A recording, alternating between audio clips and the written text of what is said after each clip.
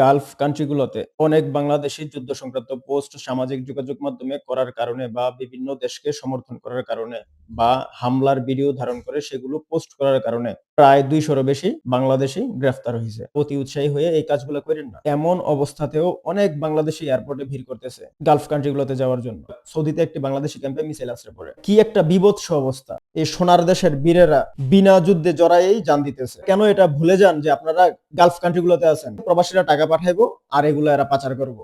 এই প্রবাসীদের রেমিটেন্সে তাদের রিজার্ভ বাড়তেছে। এই প্রবাসীদেরকে যদি তারা নিয়ে আসে, তাদের রিজার্ভ কে পূর্ণ করবো? এই যুদ্ধ সহসা থামবে না। একটা সিম্পল ম্যাথ বোঝেন না? কোন কোন দেশে ইসরায়েল যুদ্ধ শুরু করছে আর সেটা শেষ হয়ে গেছে? সিরিয়া দেখেন, লেবানন দেখেন। এর আগে তো 12 দিনের রক্তক্ষয়ী সংঘর্ষ হইলো, ওই সময় সুবিধা করতে পারছে না, সিজফায়ার করে নিছে, এখন আবার শুরু করছে। পুরা জিসিসি এখন আন্ডার অ্যাটাক। বাংলাদেশই হচ্ছে 3 নাম্বার ছাগলের মতো, দুইটা খাবে, একটা এমনিতেই লাফাবে। বাংলাদেশি এই জাতটাই পুরা আবেগী জাত, মনে মনে বীরের জাত। মিসাইল নিয়ে যায় খেলতে, মিসাইল নিয়ে যায় গবেষণা করতে। এই বেটা মিসাইল কি চিনে তুই? বাংলাদেশি সরকারের কোনো পদক্ষেপ নাই।